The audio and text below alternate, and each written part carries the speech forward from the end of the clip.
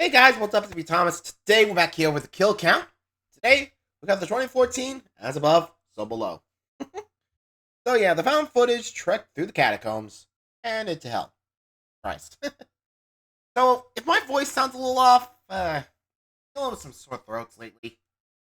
So yeah, just a heads up for now. No. But anywho, let's get to it. Let's go spelunking. Be sure to like, subscribe for more. Hope you enjoy. Here we go.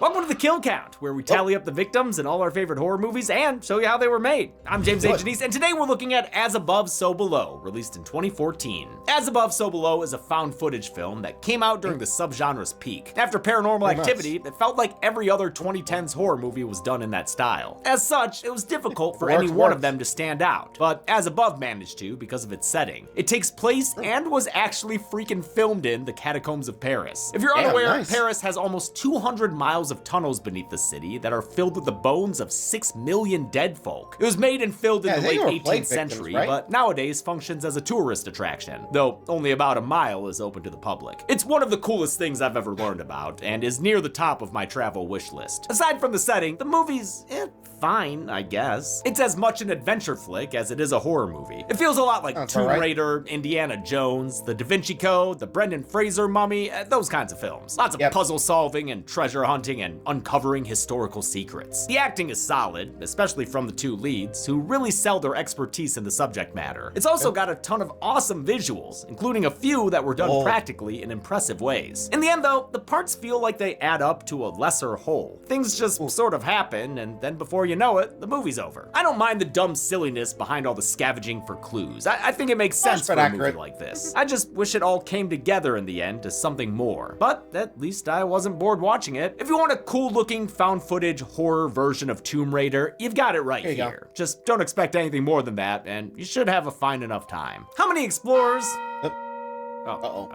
Sorry, 1 second. Attention, Count 9 shoppers. Have you been struggling to find medical care? Are you only finding doctors with a 6-month wait list? Did you finally find a doctor only to be told they're actually unavailable for new patients? Then Count 9 is happy to direct shoppers to today's sponsor, ZocDoc. There you go. ZocDoc. ZocDoc is a free app and website where you can search and compare high-quality in-network doctors and click to instantly book. ZocDoc offers over 100,000 doctors that you can filter based on your needs and schedule based on their actual appointment openings. All right there for you to see. And these appointments aren't locked behind a glass case of month-long waits. In fact, you can typically be seen in just 24 to 72 hours. Now, I know what you're thinking. That all sounds great, but how does it make sense that you're selling it at a superstore, right? Like, isn't this whole bit a little contrived? Well, listen to me here, okay? Take that up with corporate. Stop struggling to find doctor's appointments and go to ZocDoc.com/killcount to find and instantly book a top-rated doctor today. That's ZocDoc.com/killcount. ZocDoc.com/killcount. How many explorers will get killed in these catacombs? Let's find out. Get to the kills. Yep. Basically, just look out, because we got ourselves onto catacombs. Which, I think there's 6 million down there. Not surprised. So, how many make it out alive? Let's go find out. The movie begins with footage shot by archaeology professor Scarlett Marlowe. She's a regular Indiana Jones, sneaking into Iran in the name of discovery. She's a real go-getter and risk-taker. If she's caught, the penalty is death. They'd have to catch me first. A dude named Riza guides her to a cave system that's about to be demolished. You can tell by the scary alarm noises. That means Scarlett's gonna have to act fast. She finds an ancient artifact and, like the British person she is, takes a hammer to it. But not to take home with her and stick in a museum. It's to reveal a little cubbyhole with the extra special secrets. Like the Wall Street Bowl? The rose key. Oh, it's the rose key. As the countdown to destruction continues, she spends every last second recording the symbols on the statue. She takes off as the demo team begins, stopped only momentarily by a ghastly vision, twistin' in the wind. Then they set the explosives free, and now she's sighing on the ground, the wind knocked out of her. But she survives thanks to Riza. Knew that guy wasn't nothing to fuck with. He warns her to be more careful in her pursuit of knowledge, reminding her that a similar quest made her father go crazy. My father wasn't crazy. Everyone who hunts for Flamel Stone is crazy. They all wind up dead. The footage picks up later with Scarlett filmed by her cameraman Benji. He asks about her research and that stone Riza mentioned, the Philosopher's Stone, or the Sorcerer's Stone if you're American. Either way, it's a mythical item sought after by alchemists. It's an elusive substance that could turn base metals into gold and can provide the key to eternal life. Damn, dude, that's better than a chug jug. Scarlett's father dedicated his life to finding the stone, but died before he could. Scarlett's determined to finish what he started, which is why she and Benji are in Paris. That's the home of the stone's creator. Say it with Hermione, everyone. Nicholas Flamel. According to her dad's research, the Flamel. stone could be found following clues inscribed on Flamel's tombstone. She needed the rose key to translate the text into Aramaic, but that's not one of the 6 languages she knows. Luckily, I know a guy who does. Since Tom Hanks isn't available, Scarlett hits up her ex George for help Da Vinci decoding. He's the kind of guy who sneaks into churches to fix old clocks for fun, but looks like they caught him at a bad chime. Whatever it is, I want nothing to do with it. Damn, man, rough breakup? Did she mention to you, the last time we were together, I literally wound up in a Turkish prison? Surely you can't be serious. ouch. Prison or not, George is still clearly crushing on Scarlett. Hell, they might Then again, if my ex got me in trouble, oh boy, I'd probably be holding a grudge. Come on. Don't you expect that? I'm just saying. Anyway. have even kissed again if the bells hadn't started chiming. Talk about a clock block. He agrees to help, so they head to the tombstone and he starts his translating. It doesn't seem very fruitful at first. Lime. Sword is lime. Sword is lime. Aside from the lime of it all. But together, the puzzlers figure out there might be more written on the back of this very valuable ancient— Yo, hold up there! Easy, Don't tombstone break it. raiders! With some cleaning chemicals and a bit of fire. Scarlett reveals a hidden message. Haha, look at these two lovebirds. Solving riddles, doing science. Yes, science! The movie does a great job showcasing Scarlett's skills and knowledge. And recklessness, which isn't great for the people helping her. You don't want to breathe this in. George translates the new inscription, and Scarlett surmises the stone is 370 feet below Flamel's tomb, halfway between his burial and the mythic gates of hell. In most places, getting that far underground would be impossible, but they're in Paris, baby! There's a whole system of catacombs beneath their feet. The tunnels don't run under Flamel's burial site, but historic street collapses indicate there may be a hidden chamber. Now they just need to get there, or rather, Scarlett does. George has boundaries. I don't go underground. Scarlett and Benji go on a tour of the a good idea. Bone Zone to see what they're working with. Oh man, I want to visit this place so bad, which That may looks be dope. surprising. It's basically Bastard Skelly HQ. They find out the public tunnels don't go brag where them, they James. need to. We need to find a way into the off-limits area of the catacombs. Well, good thing this random French dude gives them a tip. He says to go to a nightclub and ask for a guy named Papillon. Hey, thanks, man. Papillon what? Oh, okay, Where'd you're he going. go? The trio heads to the club where Ben Yeah, honestly, if I already thinks like, where'd he go? Should we be worried about that? Like, that boy would be like, yeesh, not good. Anyway, time to find the explorer guy. Benji spots a real looker, as in she won't stop looking at him. Some real VHS vibes from this chick, especially when he sees her continuing to stare through the window. Amidst the Eurotrash euphoria, they find Papillon, who's skeptical of their request. Now, sorry, do I look like a tour guide to you? Do I look like a tourist? They tell him the sitch and promise him half the treasure they may find. That gets him to agree, and he assembles his team, a pair of obvious red shirts. I mean, they're so clearly here to pad the numbers. The guy's name is Zed, for Christ's sake. Insert Bruce that Willis quote red. here. The chick's name is Susie, which gives us a Susie and the Banshees reference. Susie the Banshee. So, Yeah, this guy knows. Hey, there we go. Susie warns George this is a dangerous mission. If you run out of batteries with no flashlight, you will Good die. luck. Not exactly a happy house down there. They head towards the tunnels while George, very unconvincingly, keeps saying he's not going to go with them. I'm not coming with you guys. I told you a bunch of times. okay. Too bad. I'm leaving you guys in a second. They get to their tiny, tiny hole of an entrance. Oh god, this is an absolute nightmare. Before they descend, they gear up with pin cams and headlamps, so this can be a proper found footage film. After the success of their other found footage projects, like the Poughkeepsie tapes and the English language rec Quarantine. remake Quarantine, sibling filmmakers John Eric and Drew Dowdle went for a three-peat with a movie set in the Paris catacombs. The found footage aspect was less important to them than the lead character they had been developing, a female That's a good Indiana way to look at Jones it. searching for a hidden relic. Both of them independently fell in love with separate auditions from Perdita Weeks. Always sort of partly jokingly said that I wanted to play Lara Croft, so I think this is about as close as I'll ever get. The movie came together Fair enough. fast, with Plenty only acting. 7 months between initial pitch and director's cut. For the story, the brothers drew on their love of history Arthurian mythology, including Egyptian hieroglyphics, the hell depicted in Dante's Inferno, and the supposed alchemist Nicholas Flamel. They were also inspired by the documentary Touching the Void, which followed a mountaineer who was forced to descend deeper into a large crevasse after falling in. Scarlet begs George to come with them, and during the deliberation, a policeman spears Papillon out of nowhere. Oh, hello. It kicks off a scramble that forces everyone, yes, even you, George, into the tunnel. He's pissed, not because he grew up watching the descent. Turns out his little brother drowned in a cave when they were kids, and he's avoided them ever since. George is played by Ben Feldman, last seen on the kill count in the Friday the 13th reboot, but he'll always be Ginsburg to me. The group wades through waterlogged tunnels and past a bunch of women in white having an a cappella rehearsal. There is always some weird people down here. Yeah, I mean, Yeah, it's just creepy. watch yourself. You can't beat the acoustics. Oh. Also, boobs. Wait a minute, have I seen that conductor before? Yep, that's her. Oh yeah, it's Creepy Club Chick. Papillon leads them deeper as the singing echoes through the tunnel like a dramatic diegetic score. He shows them the narrow passage they're supposed to crawl through next, but Benji's got a bone to pick with that plan. Fuck that, man. I'm not climbing over bones. Scarlet agrees. Her map indicates another tunnel is more direct, but Papillon shuts that shit down. His friend Lataupe, or the Mole, went through that evil tunnel years ago and never came back again. That means their only option is the Tunnel of Tibias. While this bone burrow was real, a fake wall was added to make it even more claustrophobic. Benji tries to purge the fear from his mind, but as he climbs through, he gets stuck and starts to panic. This scene is incredibly stressful to watch. The raw terror in his face and voice combines with the sound of bones crunching all around him and that choir in the background. Why are they singing? Why are they singing this fucking song? Just tell them to shut the fuck up. As Benji crawls free, the tunnel begins to collapse around him. They pull him out just in time, but find that things are getting grave encounters in here. That same evil tunnel they left behind is right in front of them. And that don't make sense. This is the tunnel.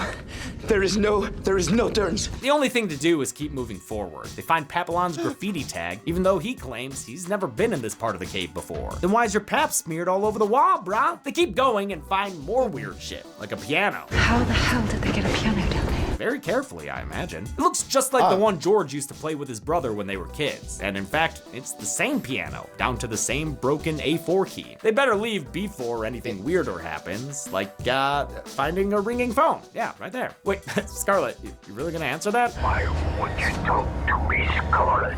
Before she can tell him to remove her from his list, a random dude shows up faster than you can say Hal Ratma. But it's no rat man, it's a mole man, Lataupe, who's apparently just been living down here for years without any light or soap. At least he's got those adventure goggles, looking like crazy old Maurice. Lataupe says to follow him if they want to get out. Come back sounding like again. Quait's prophecy. The only way out is down. To go up, they must go down. And down they go, into a really deep hole. On the way down, Benji slips and has another near-death experience. Poor dude can't catch a break. Caught himself though, just fucked up his hands on the rope while doing so. Originally, the brothers Dowdle planned to film on a set, but discovered it'd be cheaper to use the real deal. As Above, So Below is the first feature film to get permission to shoot in the catacombs. They made use of both the public and off-limits areas. A safety inspection ensured that the tunnels were sturdy and full of breathable air, but the process was still difficult and potentially dangerous. There's no electricity down there, there's no restrooms down there, there's no,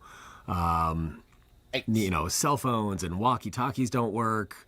You have nothing down there. The conditions the characters face. Yikes, I can't even imagine. Sorry. But yeah, I can only imagine what it's like working down there. I mean, full as hell, but still, that deep underground? Wonder how they managed to convince them to go for the off-limits area. The public area, I'll be like, yeah, I can understand. That's the safest place. The off-limits area? God damn. I like to know their pitch.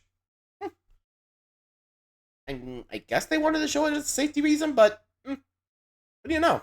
Or what do you think? Let me know. Anyway. Match what the cast and crew had to endure, from the cold, damp, and dark to the piles of real human bones. It's a space that feels like a nightmare. For 5 weeks, they spent every day 6 stories underground, shooting with a small crew of around 10 people. That included the actors, who lit most of the scenes with their headlamps. Shooting the catacombs, how amazing, that'd be so fun. That is true for a day or two, and then, on day 15 and on day 25. Like it's a very grueling place to shoot day after day. They had to run around tight tunnels with ceilings so low the crew wore helmets to avoid head injuries. We'd be watching a monitor running through these spaces, and you just take the hits in your arm instead of your face. The filmmakers managed to keep their cast in good spirits though, and the conditions give the movie a rough around the edges feel, reminiscent of the Blair Witch Project. While passing through a watery chamber, the group hears deafening screams and sees a ghostly little boy. Oh, holy shit, what was that? The question is not what was that, but who was that? Yo, mole man, shut your hole, man. They hit a dead end, but Scarlet spots a scarab and knows they ain't just good for creepy crawly deaths in the mummy. She recognizes it as a key. All they have to do now is remove the right stone. And if they remove the wrong one, The ceiling will collapse on you and kill you. no press. Scarlet's dedication to her Lara craft helps her and George pick the right stone and unlock the hidden door. Now it's time to raid that tomb! Inside they find a body, and I've gotta say, guy looks great for having died 700 years ago. Doesn't look a day over 500. Drop the skincare routine, my man. They still haven't found the stone, but Scarlet has an idea. She tells everyone to switch off their headlamps and be in the dark with this suspiciously well-preserved corpse. Sure that's a good It'll idea. be fine. In the darkness, they see light coming up from beneath a pool of water. Scarlet, lacking any kind of self-preservation, Sure hops that's in a the good pool idea. and swims towards it. The others reluctantly follow and find a chamber full of treasure. It's the goddamn Cave of Wonders up in here. But Scarlet doesn't stand next to the piles and hold Z. She moves past them and turns her attention towards an engraving on the wall. There, serving as a depiction of the sun, is the Philosopher's Stone. What better place to hide the most valuable stone ever known than next to riches you could never miss? Too bad Pap and Pals are being Don't- a bunch don't of touch aboos it. and trigger a trap. The ceiling collapses, bloodying Zed's nose, battering Susie, and burying Latope. They try to uncover him, but that's a big Lanope. The ceiling collapse was one of the few set pieces filmed on a stage, for obvious reasons, along with True, all they the don't wanna break nasty that. standing water scenes, also for obvious reasons. The group finds themselves with no guide, no water, no medical supplies, and no batteries. But at least Susie's injury ain't all that bad. Just rub a little dirt on it. Or stone. Yeah, rub a little Philosopher's Stone on it. It works, completely healing the wound, and Susie the Banshee is entranced, spellbound. Scarlet spots a carving of a door on the ceiling near a symbol. And what's that symbol mean? As above, so below. Title symbol! The There we go. phrase is believed to be the key to magic in the world. And if the image of a door is on the ceiling above, the real door must be on the floor below. Even though they're already at the bottom of the catacombs, and there should be nothing further beneath them, Scarlet's able to break a hole in the floor. After the water drains out through it, they climb down once more, where they're greeted by a not-so-warm welcome. Abandon all hope.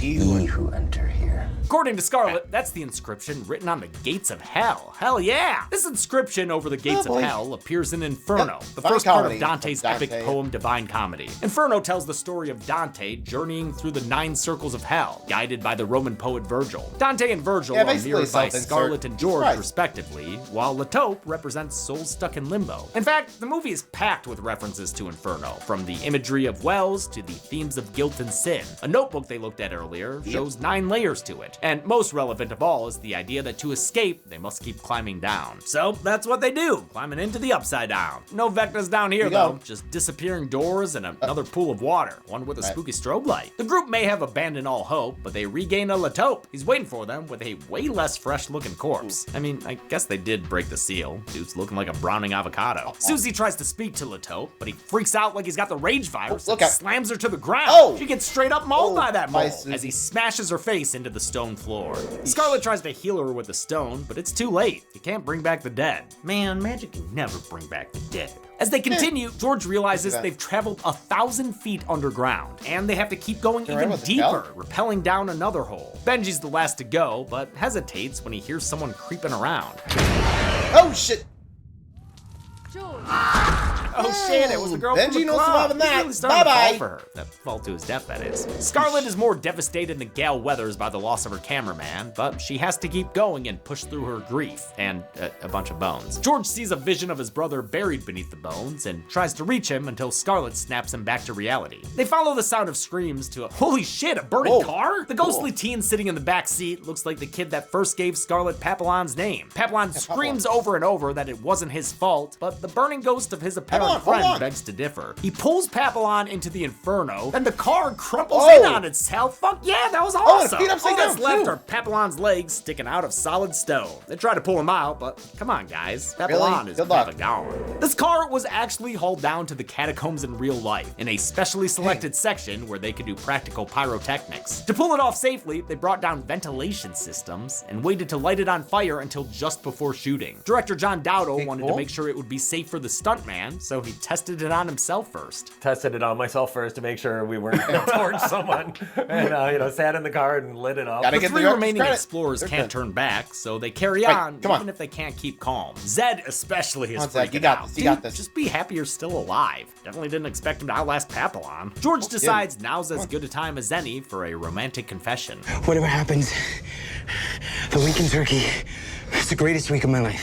Wait, the week before prison? Yeah, the one you got. The week in prison. Okay. But hey, weirdo. a Turkish jail is probably better than this hall of horrors featuring stone-faced walls and this roby motherfucker. When they try to hide from the shadowy figure, the faces come out of the walls and turn into screeching monsters. One of them takes a chunk out of George's neck, and when Scarlet tries to fix it with the stone, it doesn't work. Yo, what the hell, Flanell? This thing only works like a third of the time? Scarlet remembers the instructions to find the stone mention something about rectification. She realizes she swiped the wrong rock and decides to go all the way back to get the right one and save George. Wait. Okay, are you serious? just hurry back. So far back. But like someone playing a video game with crappy level design, Scarlet doubles back and runs the whole hellish obstacle course in reverse. At least it gives us this moment when she punches a demon in the face. Get out of my way. She finds the chamber that was full of water, now a river of blood and grabby hands. I don't know why it's like this, but it looks cool and scary, which I could basically say about the entire movie. They give Scarlet a makeover befitting her name and leave her looking like Mia at the end of Evil Dead, or like Sarah at the end of The Descent.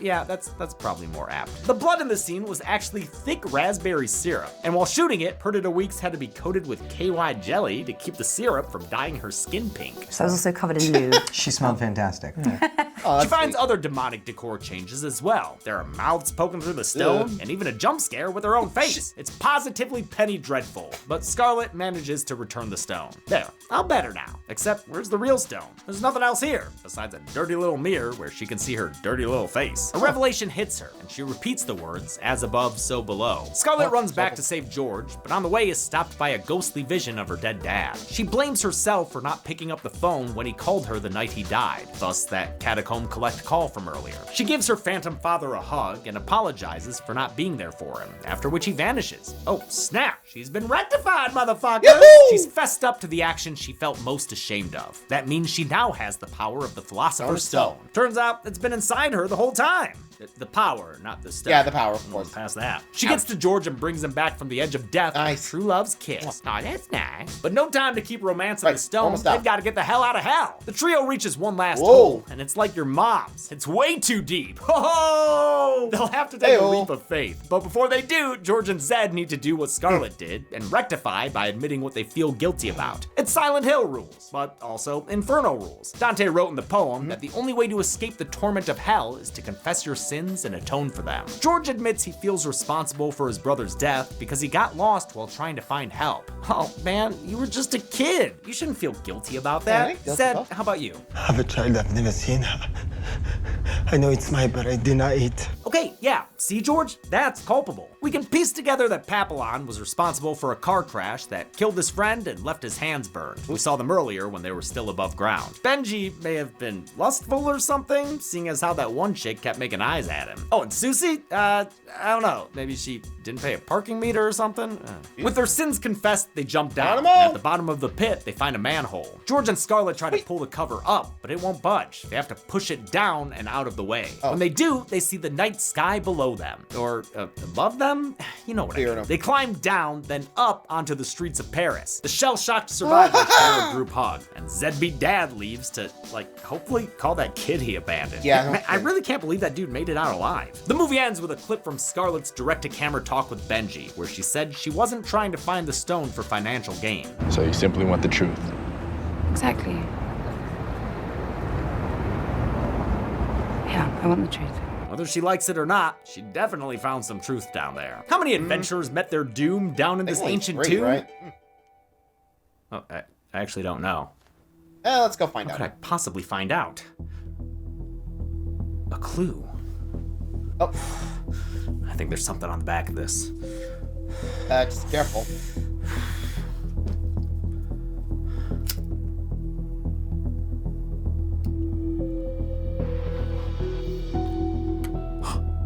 There is. To find out just how many died, open the gates and look inside. Walk through the dark where evil slumbers. Let's find out. Get to the numbers. Here we go. Only 3 people died in As Above, So Below, with the victims consisting of 2 men and 1 woman, giving us this mostly sacre bleu pie chart. Sacre bleu indeed. We've seen this count and breakdown 7 times before, first in Nightmare 5 and most recently in The Exorcist. With a runtime of 93 minutes, As Above, So Below had a kill on average every 31 minutes. I'll give the Golden Chainsaw for coolest kill to Papillon. Not only does it feature the practical flaming car, but that effect of it blinking out of existence made me yell aloud and clap. Double shade for lamest kill goes to Susie. It's not bad per se, but I prefer the suddenness of Benji's fall. And that's it. As Above, So Below was released in 2014 to largely negative reviews, but has gained a vocal fan base in the year since its release. Until next time, I'm James A. Janice. This has been the Kill Count. On the next Kill Count. Consider this your invitation to the annual Blackwood Winter Getaway. Let's party like we're fucking porn stars. The date? 1 year after a tragic prank gone wrong. This is super awkward, and we all know it. The place? A spooky lodge on a possibly cursed snowy mountain. Are we going crazy down here? The guests? You and your best frenemies. Plus, a cabin in the woods worth of horror cliches. Are we like in a movie right now? Take control of 8 different teenage meatbags as they fight to survive. Till dawn.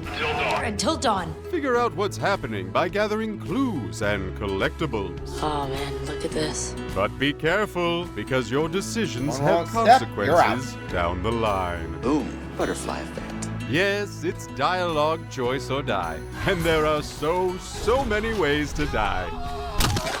Well, that certainly didn't go according to plan, now did it? So this week, invite some people you hate to come and play Until Dawn. Sure. You say so. Then on Friday, make the choice to watch the Kill Count only on Dead Meat. I'm afraid we're out of time. We'll talk again soon. Until Dawn can be played on. Well, at least I know where to go. PlayStation, Steam, Xbox. I have to remind myself to check those out. Anywho, thanks for watching, guys. See ya.